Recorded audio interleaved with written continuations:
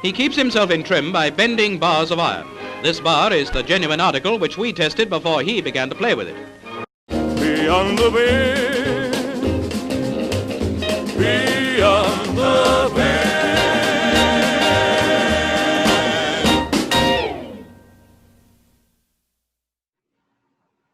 All right, Carl, welcome to the show. Glad to be on. Thanks for having me.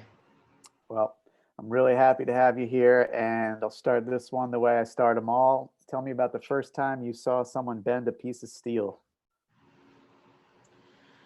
The first time, I actually didn't see anybody bend steel. I've been doing powerlifting competitions since probably 2007, and everything on my own. I've always had my own basement gyms. I've never had trainers. I think I did 1 or 2 training sessions with Ryan Shelley out of Pittsburgh. He was a all around super strong power lifter at 198. I think he had like a 1,900 pound total.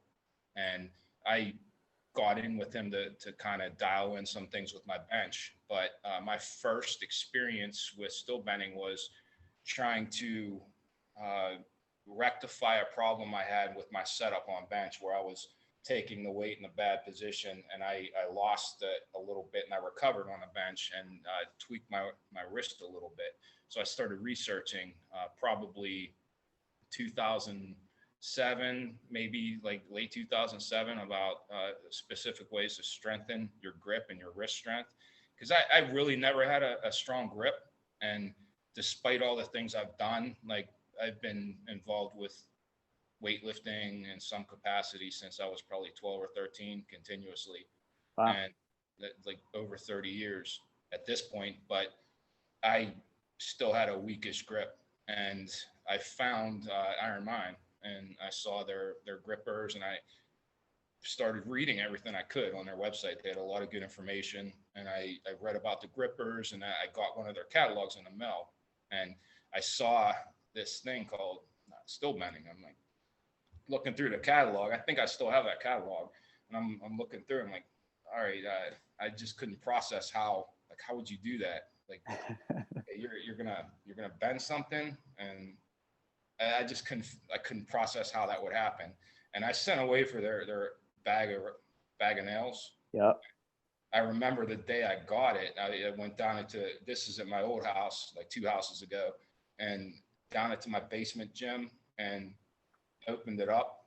I'm just looking at this. I'm like, okay, I went through the white nails and the green nails, and I could see, all right, I still didn't understand that you could wrap the edges with anything. I just thought you were going to be bending this stuff with your hands. And I'm like, all right, you can do this. Maybe I can do this. And I got to the yellow nails, and I'm like, this is going to be tough. And I held up the red nail, and I'm like, I just couldn't process it. And even when I figured out you could wrap it, I still couldn't process that you could actually bend a red nail. And I actually didn't see anybody bend in person probably for another 2 years, almost 2 years. Wow. And I think I got onto the grip board maybe 8 or 9 months after I started. So it was just me sitting there just experimenting for several months, like very poor style, very poor technique. And I remember my first yellow nail bends. I was doing double overhand, and I was like way out here, and I was like trying to crank it down and like hit myself in the chin a few times. And I finally got the first yellow nail bend probably 6 or 7 months in the bending, which is crazy. Wow. It was just a little like just sticking with it. And that moment that it started to move, I still remember that, and just like a lowly yellow nail I hung up in my kitchen for probably like 6 or 7 years. Yeah. Place. Yeah. So had you seen double overhand before, or was that your instinct to kind of try to bend it like that? I saw the John Brookfield thing, like I know a lot of people did, yeah. And I wasn't really watching videos too much, and I was reading a little bit on the forums, but even back then I was working from early in the morning until like 3, 4 o'clock. And then I was taking classes till 10 at night, and like just commuting, and I didn't have too much time to mess around watching videos. So I did what I could reading wise when I was on site. And I saw like out to here, like bending down, and I was thinking about getting up to here, and I really didn't have the flexibility to get up into a position like this. Yeah. And then I got into double underhand bending, probably a month or two after I started, and that felt a lot more natural with my leverages. Oh yeah. Oh, cool. When you first got the bag of nails, did you just twirl the nail up in a single wrap? Yeah, I grabbed the wraps. I think I did double under was my first bend. Yeah. Grabbed it, maybe like Austin style, and then just like crushed it downward. Yeah. And the whites were pretty easy. Green similar, but the jump from the green and the white to the yellow was crazy. If you don't have that actual background, or if you don't have that knowledge that you can get into that. Yeah. Yeah. The wrapping was a mystery to me. That's what, like, it wasn't until I reached out to somebody on Instagram and they sent me like an old Tommy Jennings video that's not even easy to find on YouTube, of him like breaking down how to wrap it and how to use a clamp and the chalk it and the whole thing. Like I did the same thing. I just, whatever, 10 years later, or, I don't know. I just twirled it in the wrap and just tried to bend it like that, Yeah, Tom, like his video, when he put that video out, I was already doing this for several years. Because I remember when he came on the scene, he killed some big still, like impressively. But it made me rethink the time I take to wrap, and it really does make a difference. And Oh yeah. I watched it, I think 2 or 3 times, and just to kind of reset things. And because a lot of my training is abbreviated, and there's just no time. And I might have like daily, like maybe 30 minutes to get a session in. Oh wow. With lifting, and I have a log on the grip board that I post everything that I do, and Cool. like that I've done for the last maybe 7 or 8 years. Oh yeah. Nice. Very, very limited. Uh-huh. But it's realistically what I can do, unless I wake up early and like wake everybody up, or same thing, like dropping weights late at night and Yeah. 2 dogs and like barkers, and it's just not possible. So I've streamlined everything to try to get into the best way to streamline the process. And Yeah. part of that with bending was giving bending its only day to really dedicate what you need to do to wrapping, because it makes that much of a difference. Yeah. Before just taking a bar and kind of loosely wrapping it. Same thing with the horseshoes. Like loosely, Oh yeah. if you spend an extra 2 or 3 minutes on the wrapping technique, and a lot of the guys that really get into the wrapping talk about using vice type apparatuses to really clamp it down. It makes a difference. Oh yeah. Yeah, absolutely. What do you do for a living? I'm a high school special education teacher. Oh, right on. That's cool. My wife's middle school special ed. Oh, that's great. Yep. Yep. So you back in the building, or are you fully remote with that right now? We're in the building right now, but right now we were remote for the last week. Yeah. My kids went remote. Yep. So I have a remote responsibilities, and my kid was online, and Yep. their son's daycare closed. Yeah. Yeah. Gonna juggle, but thankfully we're in the building currently. Okay. Yeah. Yeah. The winter's gonna be rough, I think. It's hard, man. So you said you started weightlifting around the age of 12. Were you always an athletic kid? Did you grow up playing sports and stuff? I started playing soccer, I think, when I was 5 or 6, and got into wrestling around 7. Nice. Through elementary school, football and wrestling through middle school, and I think around 6th or 7th grade, and when I saw Rocky IV in the movie theater, like when it came out in 84, 85. Nice.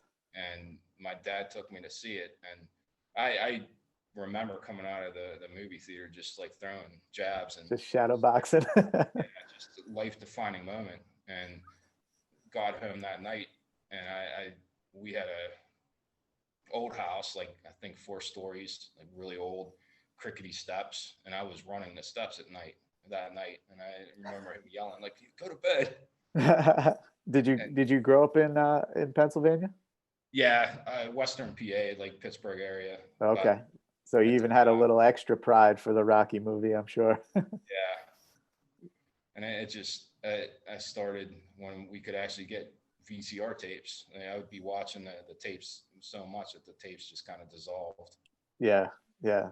That's awesome. I remember like watching those with my dad, like when when you'd still watch TV, I guess, like they'd show all five of them in a row one day or something Yeah. like that. It was like they're so such classic movies.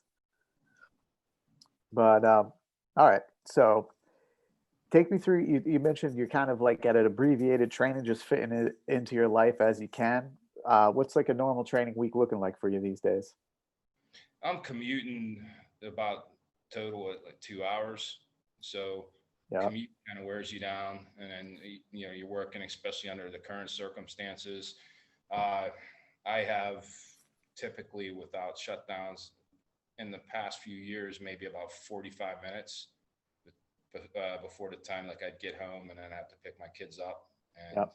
now my oldest son started school in kindergarten, and it changed things a little that I could get him a little earlier and take him with me and down here in my gym, and he could do a few things. Cool. My youngest isn't quite there yet, and there's just way too much still down here to be messing around. But I actually have like a Sesame Street castle over here. All right. Yeah. Have them under one of the squat racks where they can play, and I have some of my old He-Man stuff. Awesome. So I've been getting them more into this into the routine, which lets me go typically 6 days a week, and Okay. I've always done almost like a powerlifting oriented training style. I did West Side for a Yep. lot of years, like a West Side hybrid. Okay. I bought a lot of stuff from Louis Simmons and Red from Elite FTS, and I was say for instance with bench, I was stuck around 325 raw for 4 or 5 years, and this when I incorporated the bands and the speed bench in, I went up from 325 to close to 350. And Wow. it maybe 2 months training with that, so that compensatory acceleration really helped me, and Yeah. that got me into their style. But it's hard to do if you train alone. And Yep. Yep. I've trained I've trained raw and single ply for powerlifting, and all of my single ply training is mostly by myself or with my wife. Uh-huh. And I can get into really tight deadlift suits and squat suits, and bench shirts. I've always gone really loose, so I've been able to kind of do bench shirts on my own with setting the bars high enough, and I have like a string on the back. I can pull it and get the shirt off and on. Yeah. Uh, with the raw training, it's a little bit different, and I can typically go a little higher frequency towards the 6 days a week with the shirted bench and stuff like that. It's 3 or 4 days a week, Okay. regardless of what I'm doing for training wise. The last couple of years it's been raw, but I always try to do a bending day on Sunday, and I used to do a grip day on Saturday and Wednesday. Oh, nice. And it's just with the grip stuff, with the like V bar and the Ironmind hub and fat bar and stuff like that. It's just time constraints kind of killed that. And Yeah. I've always been somebody with hand size, just had a lot of trouble with doing fat bar stuff and blobs and stuff like that. So for me to make any progress, like on the Rolling Thunder, for instance, I have to devote a ton of time to it. Yep. Yeah. And even then the progress is pretty minimal. Yeah. Yeah. For sure. All that stuff. Yeah, it takes a lot of time. Those are humbling apparatuses too. My God. Like it's just like you think you can load it up, and it's different from like other lifts. I feel like you just hit a wall like it, and it's just like, nope, it's not moving. It's like it's like you could do it at like a pound below, and then you hit your limit, and it's just not moving. Definitely humbling. And if you go to a grip competition, like the still bending competitions, the guys are great. Everybody's helpful. But Yeah. if you're expecting turn everything upside down and have a great competition compared to some of the people who do these things like unbelievably. It's just, you can't make it about placing and things like that. Yeah. I'm a very competitive kind of person, but with grip, it's more of a just something I like to do, especially with the hub and things that I can, David Horns, grip tops, things Yep. like, I can be a little more competitive, but I like the deadlift, and I also like the axle deadlift, even though Yeah. but it's fun to do. Yeah, for sure. Yeah, it's cool. It's definitely like mixes it up. And, you know, I think Don Cummings put it perfectly. He said, like, the grip and the steel bending makes you strong in all angles, you know. It's just like, for especially speaking from coming from a guy that's into grappling and want to at first just want to get stronger for that purpose, like the idea of being like that functional strength, that's like a super important thing, you know, for like just wanting to be strong, or like the type of you know, I bring it up a lot on the show, but it's like they call it like farm strength or something, or old Yeah. man strength, or all that, the type of strength that, you know, I guess it's like maybe tendon strength, but that's certainly what I feel like is being developed with the grip training and steel bending Yeah, specifically. definitely with the tendon strength with still bending. I've from the get go. I can't remember where I heard it from, but trying to develop all styles and uh, reverse bending, different styles of reverse bending, closed grip, double underhand bending, wide grip, like double underhand and modified double overhand, modified like closed grip, double overhand. Almost every conceivable style really does make your tendons stronger, in my opinion. But if you specialize in one area, which I've done for stretches of time, even upwards of over a year, I've noticed I've had more issues when I switch off, or I'm getting too strong in a particular style. And thankfully, I've not had any double overhand major injuries aside from some like elbow stuff and some shoulder things. Mhm. Uh, One time, one of the muscles here like kind of popped, and I was coming back around, and Oh, it was a scary thing. But I don't think that really had anything to do with imbalances. But yep. it definitely recommended to focus on all areas and don't become too strong in one particular thing, because there's a tendency with double overhand bending just to really blast through with Yeah. the caps or double pads, and you could be monumental in doing like way above a red nail, like king of all bastards, things like that, but Yep. can't do a maybe a grade 5 or a grade 8 bolt closed grip double underhand, and that Yep. could turn into a problem. Yeah, for sure. That's something that keeps coming up, especially with you seasoned guys. At, you know, Adam Glass came on, made that point. Don made that point. You know, like you're making that point now. It's definitely something I've taken seriously, and have been working on developing those styles. And I hear some of the newer guys, you know, saying the same thing on Instagram and stuff like that. And not only just those three styles, but mixing in the brace bending with the mid and the long bar, like that stuff makes me feel like I'm getting real strong. You know, like I went through a real couple months ago. I was really involved with I got a whole bunch of 5/8 stock, and I was trying to go, you know, pretty short on that. And Don was like, that's when he directed me to your videos, and he's like, Carl's is one of the best mid-length benders ever. So why don't we talk about some of that stuff right now?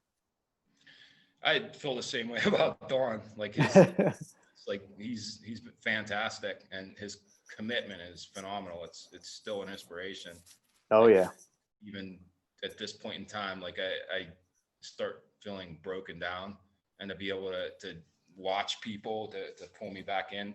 But with David Horn's competitions that came out, Dawn talked to me, and you know, said, let's like get back into this about 2 years ago, and I really did think that my mid bar bending and brace bending was done, because I think my best bend was around 2013, and at the time I was close to 40 years old and Yeah.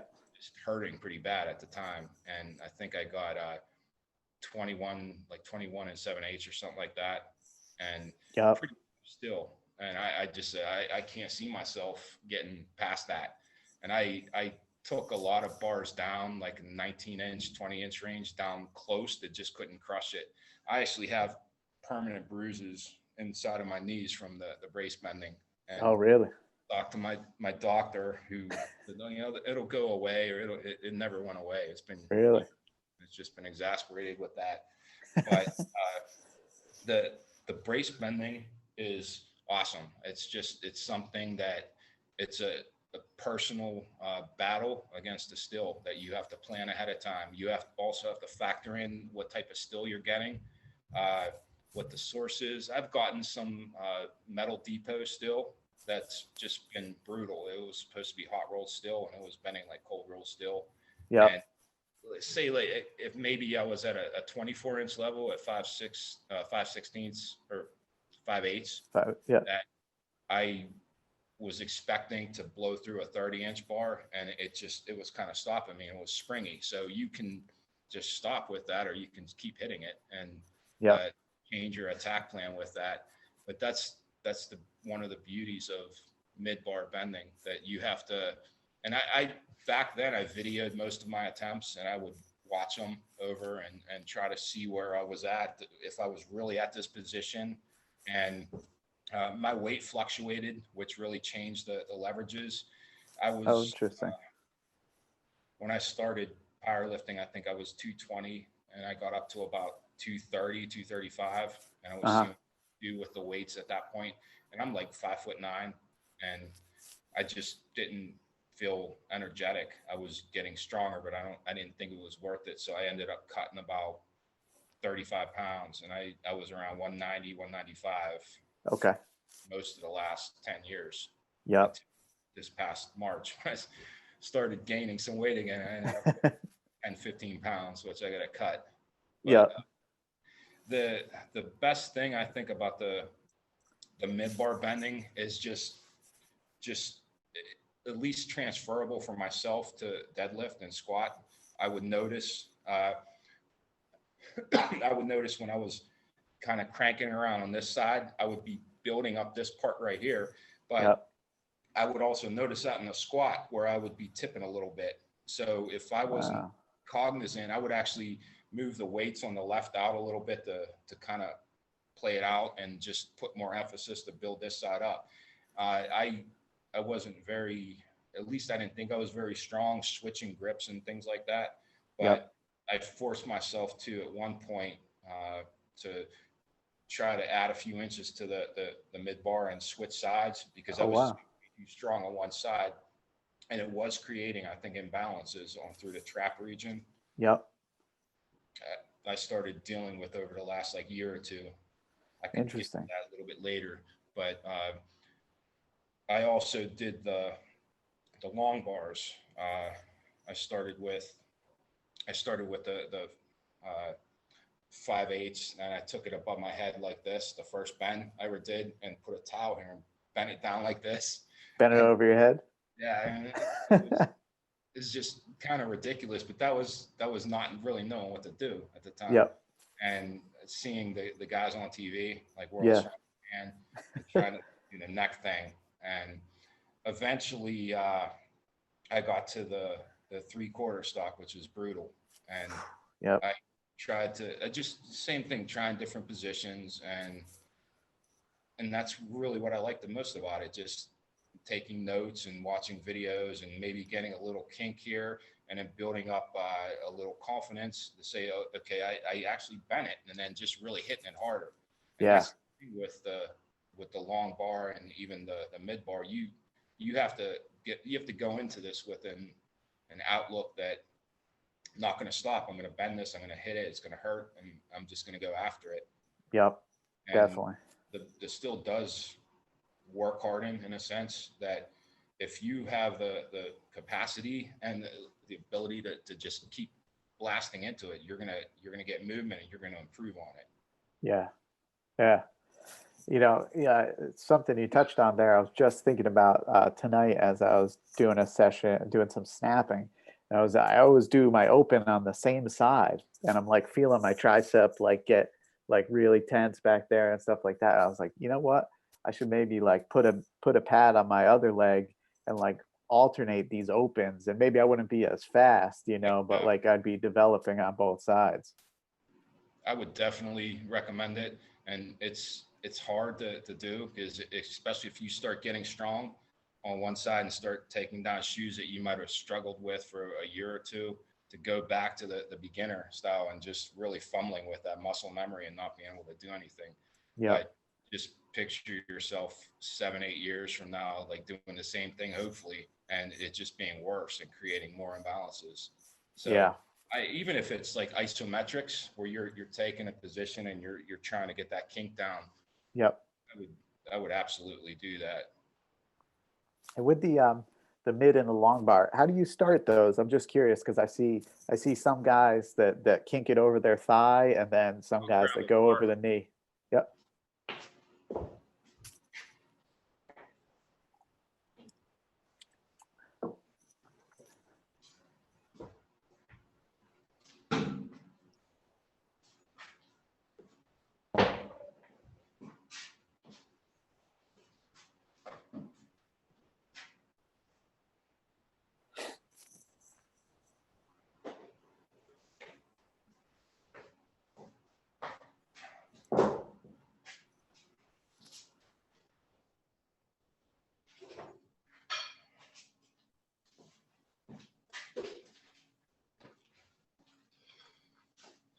Nice. This was the 20 millimeter bar that I, back in 2013 or 14, that I tried to take the #1 spot on David Horn's list to go past Manthos.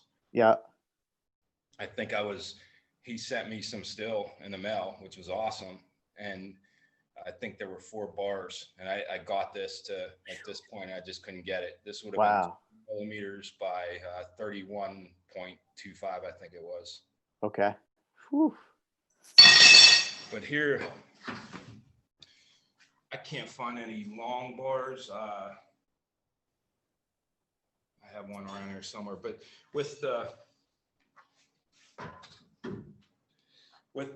mid bar like this, typically I can't do kinking on my knee, because I've had some major knee issues. Oh, all right. There are ones I can, but I would take it down like this and just go over your thigh. Yep. Really take it behind like this and use one arm and just kink it, and probably about halfway up your hamstring. Yep. And I'm facing the same way, but my thumb's touching the end, and I'm just going to use that leverage and kind of sit back onto it. And you really have to condition your hamstrings when you're doing that. Yeah. And if you can I have a bar here.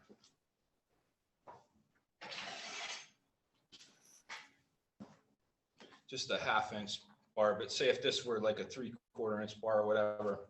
Yep. I'm going to take it up a little higher on my hamstring, and probably about 1/3 of the way up. And I'm going to get it as close as I can to the end, and then just like crank it like that, and then keep going. And once I get around, I'm just going to use both hands if I can get it, and I'm just going to come back around and keep going as far as I can. And I've always been of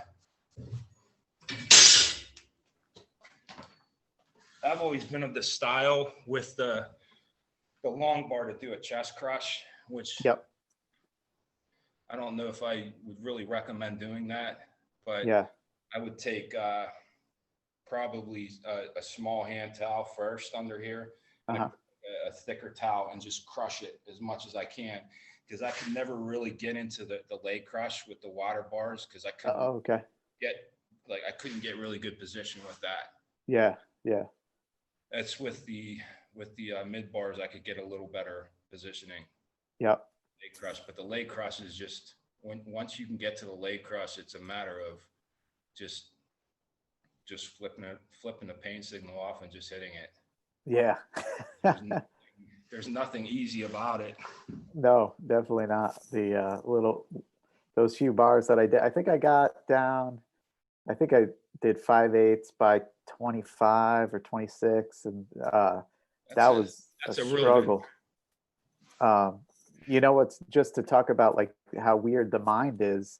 So I had one cut and it was stalled out, just like, and I couldn't get it going for like 3 weeks. I'd be down there like once a week, twice a week, like laying into this thing with everything I got. Cut the same stock. I cut one to 27 or 26, whatever it was, just an inch longer, and I blew through that one. So then I knew I could do it physically. So then I went back to the shorter one and completed it right there. But I just needed that confidence of doing one that was close, and it just gave me the ability to give it. It's just, I find the bending to be such a mind game, man. It's just crazy. It is. It definitely is. And I know I heard some people talking about pushing through the pain, like, and I think Don's feats are incredible. What he's been doing with the volume bending, unbelievable. But Oh yeah. I know for myself, I have passed that point several times and gone way past what I think my natural ability level would be. But I think also I'm paying for some things now that I've done like 10 years ago, and injuries are cropping up, like things that otherwise wouldn't have happened. So along those lines, I think, and going back 10 years, 15 years, I would have done the exact same thing because I love doing this. Like my whole entire basement is turned into just a hybrid still bending bar, and it's been like this for 20 years. But I would probably have a little more focus on long-term health and longevity, and the big bends that I've tried that kind of mess things up, I think a little. I might not have gone after those. I know some of the certs I was going after on Bender's Battlefield back in like 2010, 11, 12. Yeah. One, it was a 01 drill rod. I think it was 5/16 by 6 inches. I'm not exactly sure, but it was 600 pounds or 600 pounds, and all iron mine pad wraps. And I kinked it, and I was coming around on the crush and barely moving it, and I was getting it, and I got it to about 100, 110 degrees, and I just heard a pop right here. And I was pretty in tune with things with the bench press and stuff and how that was affecting. And I couldn't bench press for about 6 or 7 weeks after that. But that was a point where I was hitting this as hard as I could, and just harder and just harder and just going after it because I wanted to get that cert. And the popping just, it kind of went numb, but I kept going at it, and I had problems with that and continue to have problems with it. And which also with some of the volume I've done. I don't know if you heard about the Iron Mine streak, Red Nail streak. Don sent in 2 questions to ask you, and one of them is about the streak, the Red Nail streak. I'll show you. Yeah, let's talk about this thing. Here, I got you on a Chromebook here. All right. There's a bucket of reds. Yeah, could you see the bucket? Yeah, I can. Okay, these are all the red nails that I bent during the streak. I think it's 335, and I started doing this after my cert. And like I said earlier on, nothing really came easy to me. Yeah. It took me 8 months to bend a yellow nail. Said I definitely was not one of the people who came out strong and just blasted through steel. And I liked it from day one, and I wanted to turn this into something. And I think I think this is probably year 13, like consistently bending, not stopping. Damn. And you're one of the few, man. I feel like that, like, it seems like some guys come in and out. It doesn't seem like too many guys are in here 10 plus years. And I don't. David Wigram is definitely one who inspired me from the beginning. Yep. and I think he's still doing things. He's on to other things now, but he's been consistently strong with everything.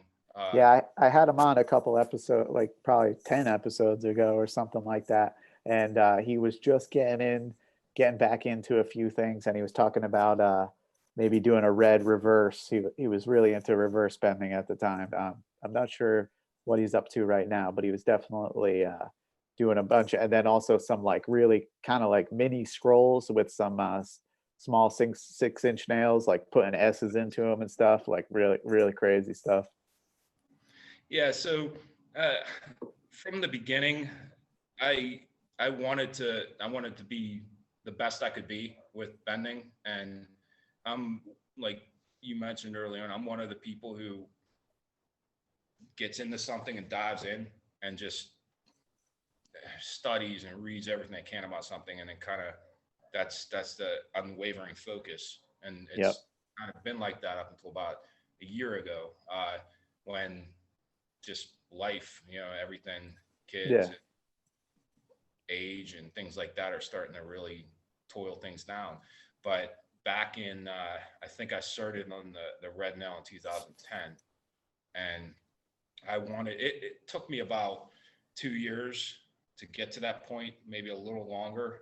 And this was with a lot of experimentation with wraps. And I always was a proponent of thin wraps. I did a few certs with FBBC with some of their double airman bars. I think the Bastard bar and the big was with just single wraps, maybe 1.25 wraps. And it felt the right way with those. And I like the Iron Mind pads because minimal wraps, you could still feel it. You were still tearing your hands up. Like I would bust my knuckles open after every bend I would do for probably 3-4 years. And it was part of it. It was great to be able to see that and just to see how your fingers adapted to it. Same thing with double underhand bending. Like my pinky fingers have grown probably 2 or 3 millimeters on the end. Wow. Just to do that crush. And with the red now, I wanted to realistically seeing my capabilities not being like a natural world-class talent. I wanted to do something that maybe nobody could do ever and use some of my personality traits, knowing that if I could get this thing rolling and stick with it, that this might never happen again. And I decided to per Ironman's certification, within 60 seconds, doing with single wraps, no band, no bands, like fingers, like no wraps on anything. To cert every single week as long as I could. Okay. And I think for the first 3 or 4 years up until 2014, I did a Ironman like bend under their official certification rules every week. Oh, and wow. Just it was easy the first couple of years because back then I tried to do three cert bends within 60 seconds. So I up like 3 bars and had bands on them and took the bands off. And I think I got two at 41 seconds. Oh, wow. Last one stopped me at like 1 minute, 10 seconds. And that was 3 reds? Tried to do it after that. So it wasn't hard for the first couple of years. Yep. When my first son was born, I did one of the bends in the hospital. That rules. Wife was yelling at me, like, and then she understood. And then like this was on very little sleep. Yeah. I remember doing one of the bends like right by the door, and then I got it, felt really weak. It was probably 30 or 40 seconds, and then the nurse came in right afterwards. And it was just a lot of things standing in the way, probably around that year 4 or 5. Then I took it out to 10 days, and I kept going.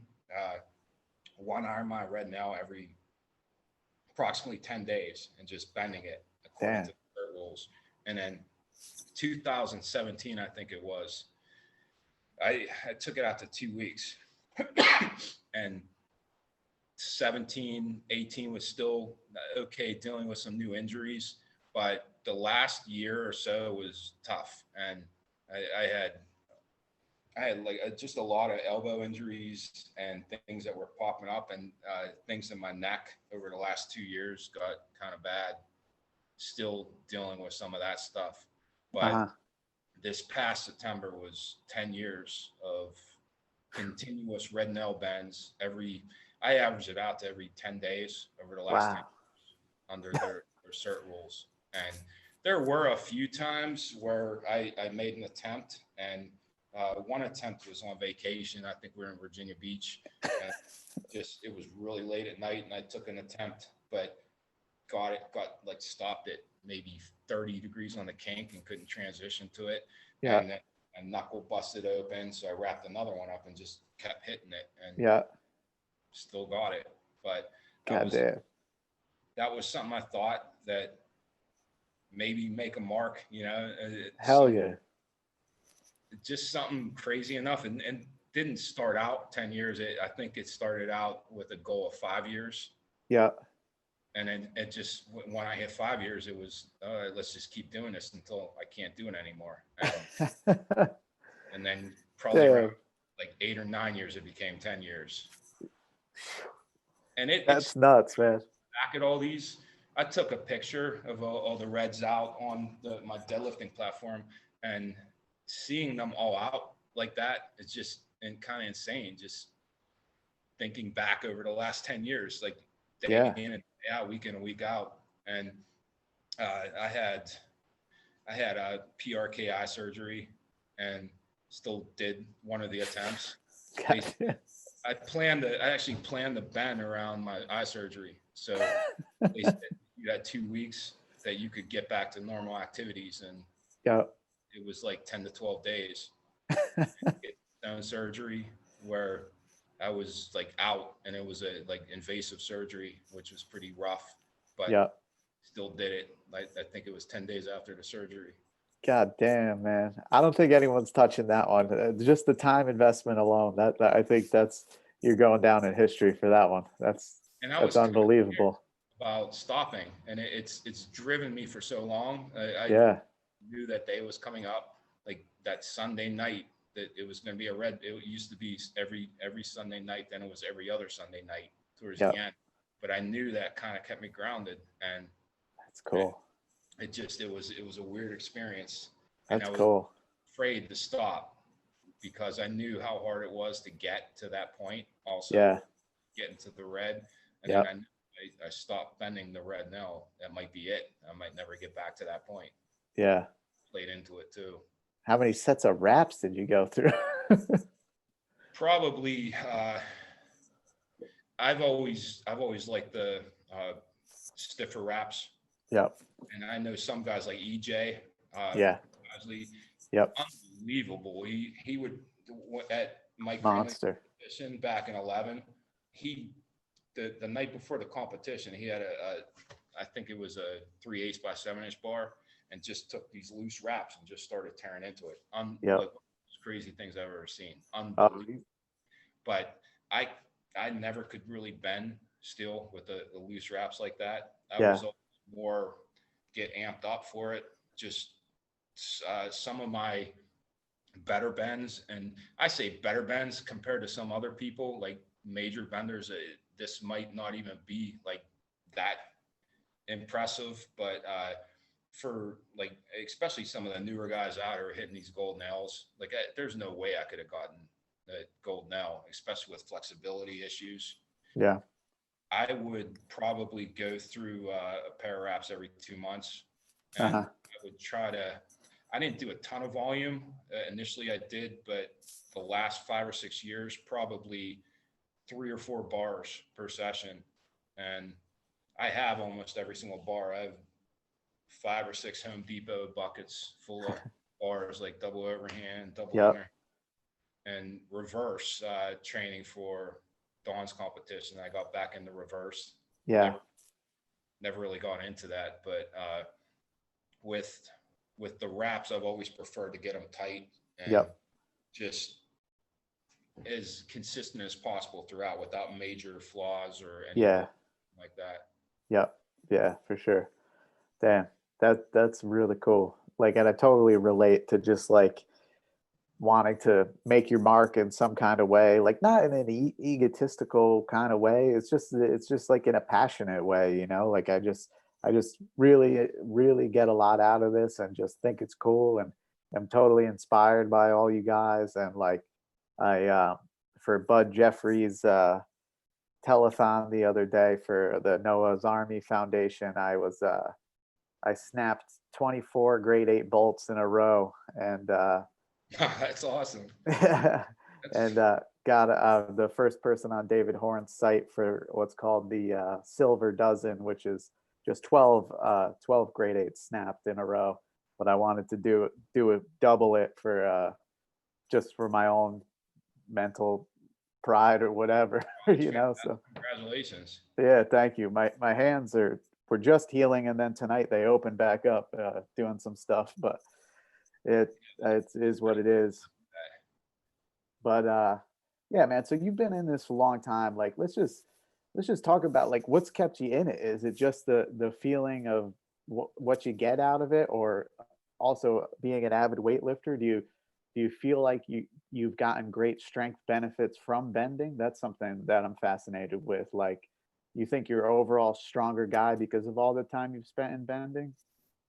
Initially, I think the strength was an allure, just to overall body strength. And I remember the first year of red bending, I would I would get so amped up and be able to hit these bars, and then to go to the next level to do the thicker bars with the O1 drill rod, like above the 5/16. And for a while there, it was just being able to get to that next step. And I felt like it got me stronger until I got to the point where I think I was going past my own leverages, and at least with the double underhand, I feel a lot stronger with.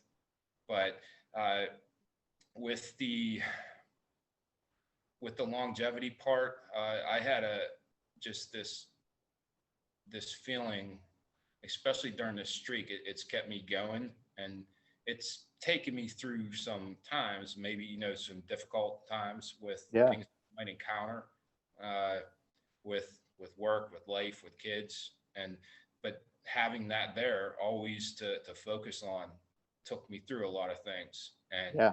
along those same lines, being able to take 15 or 20 minutes and know that I'm going to blast into steel with 100% ferocity has kind of given me a balance and a lot of other things. And Oh yeah. there's uh, and I think too with some of the music that I play with bending, I saved just for bending, with like Slayer and the like, and mostly Slayer. Hell yeah. It's a specific kind of focus. Yeah. Back when I was trying to do some feats with the bending, and I remember like 12 or 13, where I was trying to cut the reds down and still do single iron mine pad bends. Uh, I can't remember if I had bands on or not. I probably had bands on, but it was just single iron mine pad bends. And Yep. I cut down to 6.5 pretty easy. 6 inches came pretty easy. And then 5.75 was a lot tougher. And Yeah. I had to go like 2 months for that. Wow. And then 5.5 inches stopped me cold. And I spent one morning just going through every single motivational song and watching videos on at the time, like the computer, and just going through this. And I think I spent 3 hours that one morning. I did my 5.5 inch and I was pacing and I was amping up for all this before kids, but Yep. going down into the basement and just blasted this. And that was kind of the focus for the whole entire week leading up to Yep. this. It was just a singular focus on that. And that's kind of guided things, I think, for the first 5 or 6 years, where I could Yep. pinpoint things like that. And lately it's been more not really breaking PRs or anything like that. Still going to the best of my ability. Yeah. That I can do, but having things like Dawn's competition, things like that to train for, and actually be able to do, I think really helps. Yeah. And it's with the brace bars and things like that. The thing that blew me away was when, like I mentioned earlier about the mid bar, Yep. when I got into David Horn's competition, and I'm terrible with like actual numbers unless I do it a million times, like talk about it. But it was, I think I was in the fourth spot on David Horn's like mid bar when he was sending out the rated still. And Okay. I wanted to finish in the top 5 so bad with this. And I think it was I've been a 25-inch, 5/8 by 25, like harder still. Yeah. And I can't remember what it rated. And then Michael Rogowski Yep. passed me up, like after I passed him up on it. Yeah. Got into the 5 spot, and it was 6. And I had one more bar. I ended up cutting it down, and I have it somewhere over there, but I got it. I think it was 10 or 11 pounds over, like to get into the 5th spot, and I just ran out of time. And it was just a brutal bar. But yep. To get back into that level like a year or two ago was fantastic, and it just like reopened the fire, like the desire to do that, which I thought was done years ago. Yeah, that's awesome. Yeah, it's so cool, man. Like my introduction to David Horn was Daniel Strauss, who's a British jiu-jitsu black belt, has a podcast called the Raspberry 8 Podcast, and he had David Horn on that just a couple months before COVID hit and everything. And I was just like fascinated by it, you know, like I was just like, God damn, this guy's the coolest ever. Like he just had so much of a variety and background and strength and everything. And he's totally into jiu-jitsu now, like because his daughter trains. And so he's got all these ideas about steel bending and steel snapping for grapplers. And, you know, now I communicate with him on Facebook and have, competed in a few of his contests. It's so cool. Like never figured I'd know the guy to some. I mean, that might be a stretch because everything is just like this virtual connection. But yeah, it's just what he does for the sport is so cool. Oh, absolutely. He's definitely inspiration with still bending, and myself, like, unfortunately getting closer to 50, that just seeing somebody still doing this, like older, really means a lot. And to not think, I see myself lifting and doing everything I can, and hopefully still doing some form or iteration of still bending when I'm 60 or 70. Yeah. In some form, and still showing the kids and like trying to help them and do stuff like that. I don't plan on stopping, but to see somebody so strong and so competitive, 10 or so years older than me, is fantastic and just very motivating to me. 100%, for sure. Just looking here at the questions Don sent in. So he said, talk about the 10 years in a row of bending reds. Talk about his double underhand, his brace style, which we kind of covered, and the Beast of the East comp, the Bay State Bash, and the Michigan comp. You're the only person to do all 3 competitions. So why don't we talk about steel bending competitions a little bit? Okay, the Beast in the East. I remember back when Mike Kraling had his competition, there was Beast in the East 1 and Beast in the East 2. And I think it was 2010, 11 or 11, 12. And the second one, they had a weight limit. It was 200 pounds. So they had lightweight under 200 and heavyweight over 200. And I drove out and the night before to Philly and took a scale with me, and I was right around 200 pounds, and I was trying to cut to do the competition. Yeah. And lightweight class, it was me, Richard Bean, and Andy Thomas. And in the heavyweight competition, it was EJ, Mike Kraling, and Chad Rakiki, who's also another still bending beast.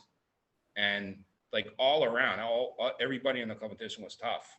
and we weighed. I think I weighed 198.5.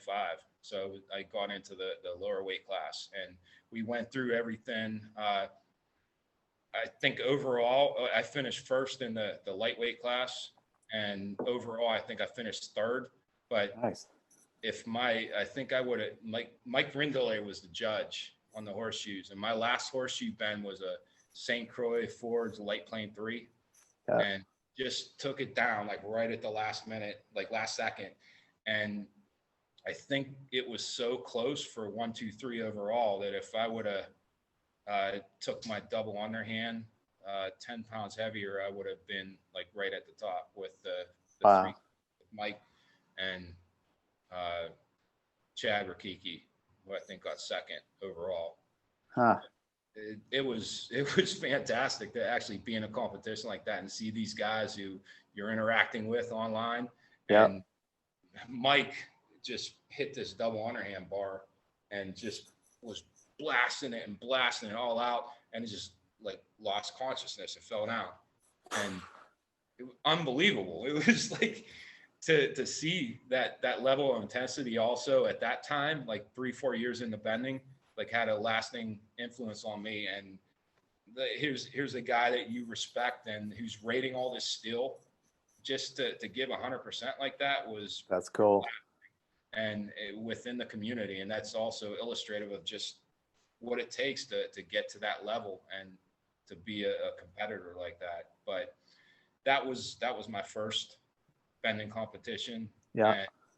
And the next one was out in Massachusetts with I think that was the first competition I went to head to head with Don. Oh, And okay. Don is a beast with all his bending styles. And with this competition and at Don's competition the following year, which was 2 years ago, he won every event except double underhand, which I beat him in both double underhand, like in both competitions. Oh, wow. But the one in Massachusetts, we did the mid bar. I think it was 5/8 by, it might have been like 25 or so or something. I can't remember. But I think he had me, we were like 30 seconds and 40 seconds or something like that. And I had trouble on the kink, like hitting it. And then once I got the kink, I just blew through it. But Oh, wow. one was just seamless. He was just like hitting it and just blowing right through. That's awesome. We did the competition in Massachusetts. What town was that in, just out of curiosity? Say that again? What town in Massachusetts was it? I can't remember. It was, I think it was, we stayed in Framingham. Oh, okay. Oh, yeah. So out by Boston. This was like my wife and I's vacation. Nice. So she came out to the competition with me, and then we ended up going back out the other night just to. Cool. That was our vacation. And That's nice. It was a great time.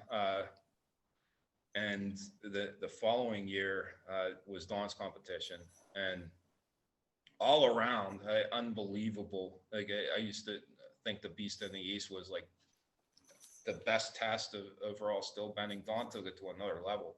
Yeah. We drove up again to Michigan, and after that competition, like after the still long bar bending, I couldn't move. I had to sit down literally for like 2-3 minutes, and Yeah. I was gassed. But he put on the all around just fantastic just test of everything. Yeah. And the double underhand bending, I think we both did a bastard double underhand. Wow. I think I got mine to 35 degrees, and I think he was pretty close on it. Nice. Once again, like we were close on that. His double overhand was off the charts. I think he took like a well over 500-pound bar down pretty easily. And yeah, just all around, it's great, like competing against him, but yeah, he's taken himself to another level, and it's great to see that in person. And I love the intensity and just the focus, because I was always like that Yeah. focus. But Dawn is researching areas of like still bending history, which is fantastic, and I think somebody rare that's gonna carry it on and Yeah. be kind of emulate for generations to come. Yeah, for sure. I mean, finding his Instagram was a huge wake up call to me. Like, I think I'd probably just be messing with like double overhand if I hadn't discovered Don's Instagram and then been lucky enough to talk to him on the podcast and on Instagram and stuff like that. He was between him and directing me towards David Horn, like that really opened up my eyes to all the styles. And I love that aspect. Like taking it back to jujitsu, the fact that like it's kind of broken down into like no-gi, like the submission grappling style, like more like MMA or whatnot, and then with the gi on, like which looks like kind of judo and stuff. Like just the fact that I had those two facets to study, or then even if I could divide it more, like if I want to just work my wrestling, I could do that. I love like just having that variety in the things I'm passionate about. It's just so cool. Like I've already just in these like since May or whenever I started, well, like I've had my few weeks of being obsessed with horseshoes. Like that's all I wanted to do, and then like just had my obsession with double. Like I just love the styles. I think it's cool, and I get the most out of talking to you guys that are like heavily into all the styles. It's cool. What's your best horseshoe so far? I think I did a just to 180 a St. Croix light #2 because I ordered them by accident thinking they were ultralights on someone's recommendation. What's that? A light rim too? Yeah. That's a pretty tough shoe. Yeah. Especially for not doing it that long. Yeah, I mean, I just like I think it's one of those cases where like I don't think there's a few guys that we all started around the same time, and I joke about us being bending class of 2020 because we're all doing fairly well and we communicate with each other. And I don't think there's anything particularly like special about us. I think it was the perfect storm between having very limited stuff to be able to do, time on our hands, and access to guys that are kind enough to teach us, and YouTube. More and more people are posting everything, so there's no secrets in it. You know what I mean? So it's like if I want it, like if you are a student of the game, it's all out there, and that's like what I'm trying to help too with all the bending tips that I've been having my guests do, not me, but like having the guests do is like they send in a little bending tip and then I release it on Instagram and on YouTube. So Don did a leg crush. He bent a 10-inch wrench leg crush like that, and Mike Rogowski did some mid bar. I've had my friend Dan from the UK did a snapping video just the other day. Delmar Carter did a rapping video. So I think just that access to information has definitely just like helped it evolve a little bit, where people are bending a red nail within more like 6 months than it maybe last year it would take people a year or something like that. I think it's just you see it in everything, right? Like wouldn't you agree, like there just comes in waves where like all of a sudden the level is just bumped up a little bit. Like I've seen it in jiu-jitsu 10 times over, like where like the white belts are just murder it. Like the white belts of today would kill the mid belts of yesteryear or something. Yeah, and it definitely is out there with the information. That's probably the one thing I think if I were coming out now that I would regret that not to participate with. That was one of my favorite things from the beginning, was just the kind of experimentation approach, even though it was pathetic, with like going back to that yellow nail example, taking 7 months to bend a yellow nail. Yeah.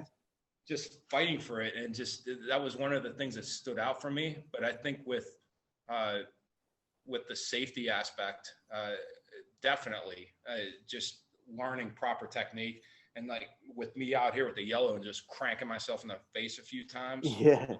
going through that experience definitely made me appreciate the jumps, and the jumps were slow at the beginning, Yeah. and they didn't really have resources to go through aside from the insert that was with the Iron Man bag of nails, Yep.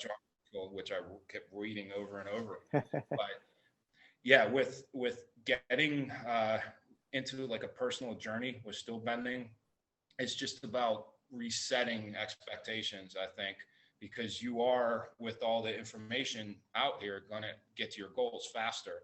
And it's a matter of what you do when you get to those goals. Are you going to like keep pushing through, or maybe adjust your style if you're double overhand, like try to learn some different techniques with reverse, double Yep. under. There's so many different things to do with the horseshoes, and even switching sides with the Yeah. horseshoes, and with the mid bar, the long bar. And the snapping. Did you ever get into much snapping, or? I think it was Dawn who did the red nail snap Yep. 2 years ago, and I never thought of snapping a red nail. I just looked, I'm like, what? I didn't even know that was a thing Yeah. all that time. And I was just blown away by that. But then I started doing it and getting into the snapping, and it's definitely a workout. Yeah. And overall body conditioning. But unfortunately, it's that I want to do it more, but with time constraints, I can't really do it. If I'm snapping, then I can't do anything else, and that's why I'm not really getting into it. But that's a great thing. And also with David Horn, with some of the competitions, Yep. fantastic what he's doing and getting people into it. It's awesome. It's so cool. All right. So we reached pretty much the end of the show. So I usually wrap it up with what I call the medley. So it's just a rapid fire series of questions you might have heard on other episodes. So first question, favorite thing to bend? Favorite thing or favorite style? Well, favorite thing. We'll get into the styles Probably next. horseshoes. Horseshoes. Nice. Yeah, when I had Robert Medley on, I think that might have been when I went on the horseshoe tear immediately. And let me show you this real quick.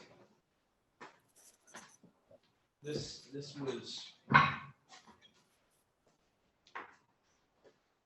was almost 10 years coming. This is a SSP 8x18 000.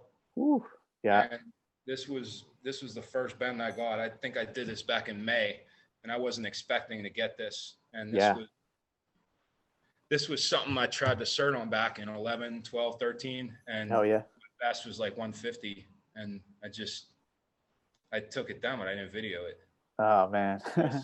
So still got a bunch of other ones like 140, 150. But this is probably the focus for the next year. All right. Hardest thing to bend for you? Probably short bars, like not spikes, but the maybe half inch by 8 to 14 inches. Okay. The leverage points are a little bit different than mid bar or long bar, but that's probably been the challenge with that. Yeah. All right. Strongest bending style for you? Right now, double underhand with the strongest bar I've ever bent. Double overhand was probably rated 500 or 505 with Iron Man pads. Yeah. Double underhand was a little bit less than that, but double underhand consistently, I think, with the difficulty comparatively of the bending style. So probably double underhand. Yeah. Just out of curiosity, from day one, has double underhand always been comfortable for you more than reverse? Yeah, definitely. It's interesting. Reverse has never felt good. When I was doing training for Dawn's competition, I took my first wraps touching grade 5 reverse. Uh-huh. And I have my boxes over there, like the Home Depot bins. I think I have 3 full of double overhand. Yeah. 2 full of double underhand bends, and then I have like a cardboard box of reverse bends. Yeah. I haven't spent much time with it. It's just, I always kind of like have a mental poll of like everyone I'm talking to, and like it seems to be like kind of split. Some people, but obviously the double overhand people out for the most part feel like strongest that way. But then it's really split, almost 50-50, whether people are prefer the double underhand or the reverse. I'd almost say it's tilted to reverse. Most people I talk to feel like reverse is their second strongest style. But I also struggle reverse. I feel like that's my weakest style for sure. I like getting into it when I was training for the competition. It felt weak for 2 or 3 weeks doing Uh-huh. a quarter inch or 17/64-inch 01 drill rod. Uh-huh. But getting into after that third week, like just taking the grade 5 bolts down, it like conditioning your thumb pads, Yeah. kind of seamless. It was just getting the repetition in, I think. But with the overall tendons, with the double underhand and double overhand, I think it's just a matter of getting a few reps in. Yeah. Did you do just out? Are you right-handed or left-handed? Right-handed. When you did reverse, did you have right hand forward or left hand forward? I would always go left hand, and I'd be Interesting. low. So I actually like wraps touching better than Yeah. out. Just felt like better for me, and I can kind of bend it Huh. over right here. Yeah. I was actually just bought some just this evening. Earlier, I was working on the reverse, just trying to get it up a little stronger. I bought some of these timber spikes. You ever use those? Know what those are? Yeah. I had the galvanized timber spikes, a big box, and Yeah. regular Just ones. Galvanized ones are tough. just something that's easier than like a 60 penny common nail that I can, train volume for the reverse because I really want to get that style up. And I was, for some reason, even though I am righty, I was finding I felt stronger right hand forward and pushing with the left hand. I don't know, but it felt weird. I That's thought, another thing too, just to switch back and forth. yeah. I'm stronger like this, but sometimes I'll start like this just to get a kink and then just finish it off. Oh, funny. Yeah. I was at David Horn. Actually, the new steel shredder that starts in a few weeks is a completely unbraced snap like this. So it's a reverse crush and then like a reverse open away from the body, then a reverse crush. Snapping something like that would be so hard. Oh man, looking forward to it, but it's gonna be brutal. All right, weakest bending style. We kind of just touched on that. So something outside of bending, weightlifting, strength sports in general that you enjoy to do.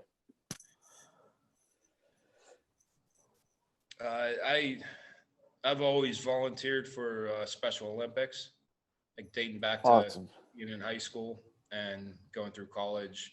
Now I coach Special Olympics, do track and field, Oh, right on. and trying within my own school to get unified sports teams to try to improve inclusivity, Cool. things like that, and Nice. always trying to teach acceptance and Yeah, going beyond your own personal limitations. that's cool. That's really cool. All right, what's the one bend that's got away so far? I would say it was this one. Yeah. I've actually done it, but it hasn't technically counted. But this is probably the one that I've lost sleep over. Yeah. Because when I got onto the top 20 horseshoe list back like 7, 8 years ago, it was with a St. Croix Forge regular plain 000 shoe. Uh-huh. Time I think ranked 9th, and slowly I kept getting knocked down the list. And just recently somebody bent. I can't remember what they bent, but I got knocked out of the top 20. Oh man. Right back in the thick of things, like after all this time. So this is probably it. Yeah. This Yeah. document. Who's the strongest person that you know?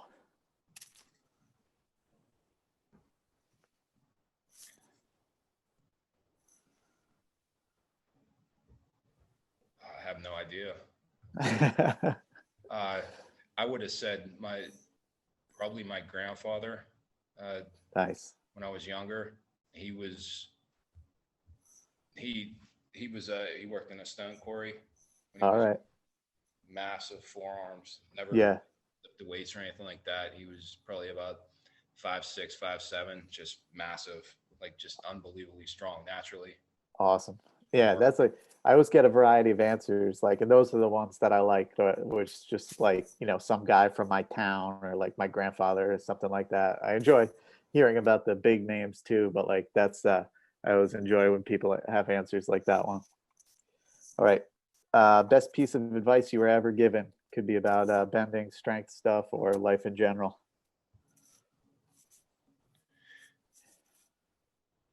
Just to be true to yourself, to go to sleep at night, knowing that you've done the best that you can, and that, like the saying goes, be true to thine own self. Yeah. Nice. That's a good one. All right. Well, I don't always ask this one, but since you already brought it up a little bit, is what do you listen to while you're bending? Because I'm a big music guy. So It's a weird combination. Since I got married, my wife lives in the more rural area, Western Pennsylvania. uh-huh. I was always anti-country. Yeah. But I got into country music since Okay. I took her to a Kenny Chesney concert. So there's country stuff that I've listened to. Yeah. But mainly, I would say it's probably a split between Slayer, which we also went to see their last concert Crazy. in Western PA. Nice. Their like farewell tour. Yep. We were probably like 10, 15 rows back from the stage. It was great. So Slayer and like Survivor, Frank Conti, Rocky music. Nice. That's awesome. All right. And lastly, what's the funniest reaction a person has had when they find out you spend your time bending nails? Probably recently, since I got up this way, I go to Tractor Supply and typically buy all kinds of different horseshoes. And one of the elderly ladies who was ringing me up was like, "Oh, what kind of horses do you have?"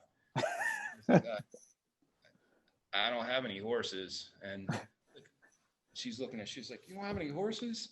Said, no. And I was kind of looking at her just like, okay. And she's like, "What are you doing with all these horseshoes?" And I said, well, it's like a hobby. I tried bending the shoes. And she just so good. She probably thought you're like gonna make a coat rack with them or something. All right, awesome. So in closing, who's someone you'd like to see me have on the show? I thought about this. I think Andy Thomas. Okay. Get in touch with him. That's a name I don't even know, so that's cool. He was a fantastic horseshoe bender. I saw him back in the Beast in the East. We communicated a lot back then on Bender's Battlefield. Nice. But I just so focused and just unbelievable intensity and ferocity, which I just to train with him a little bit back then, and cool. So very generous with communication and tips and things like that. But I know he has a YouTube account. Okay. And I could try to find that, but I think he's been out of bending for a while. He got back into doing some shoes a few years ago. Yeah. But a good guy with all around bending and just awesome. Experience. Yeah, I'll try to track him down. That'd be cool. All right. Tips or advice for beginner benders? Like some of the stuff I said with getting started off right, times have changed with the journey, with everything that's out there, with all the connectivity with the internet and stuff. Just build up your base level. Thinking back to what I did, I tried to do all around. I wanted to be strong in every single area, and I wanted to continue to get stronger. I kind of slacked a little with reverse, but I did do some decent reverse bends when I just did it. It just didn't feel right. But I do think reverse bending is important for overall strength, just all styles. And go easy on the double overhand, because even with me, I know a lot of guys have said to watch the thick wrap stuff, which is Yep. absolutely true. But I, from day one, was almost single wraps with just incrementally harder still. And after 12, 13 years of doing this, like things just, there's no way about it. Like you can't really stay healthy unless you're like a machine with Yeah. it. And just take things slow, build your base up, and have a few goals. Like get to some competitions. If you can get to a still bending competition, it will be one of the best days of your life. That's awesome. Like I was just longing for another still bending competition after that Beast in the East until Yep. we had Massachusetts one with Kevin, and then Dawn's competition was fantastic. It was Yeah. just to hang out with guys during the day like that. It's just, you'll be talking about it for a long time. So if you have a chance to get to a competition, just do it. That's cool. All right. Where can people find you as far as social media if they have questions and stuff like that? If you want to be found, I guess. Yeah, I was never really big on social media and stuff like that. Yeah. I have a YouTube channel. I would just post up some things every once in a while. Never really try promoting anything. Yeah. My YouTube moniker is Stillbender, STEELBENDR 74. Okay. And Cool. I still update some of the things on there, but it was mostly just like certification stuff and some lifting things like that. Awesome. All right. And lastly, is there any events, brands, or gear, anything you want to shout out? I think along with the lines of Special Olympics, there's Awesome. something called Best Buddies, which it's a program which is an extension of Special Olympics, and Best Buddies helps match up kids with intellectual or developmental disabilities with kids without, to try Nice. to establish some inclusive practices and friendships. And that's something that could happen in schools or colleges, but there's something called eBuddies, which is a program that would kind of create like a virtual friend, like somebody could talk on Okay. Meet or Zoom. And this is for students in high schools, colleges, and adults. And especially with the times now, with everything going on with the seclusion and Yeah. go out, this is like it's a critical need. Wow. I see myself in the schools, Yeah. but knowing from adults with intellectual or developmental disabilities, they might not have anybody to talk to.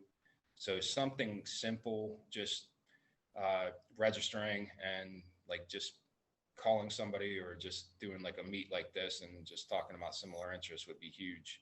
And I have That's cool. here.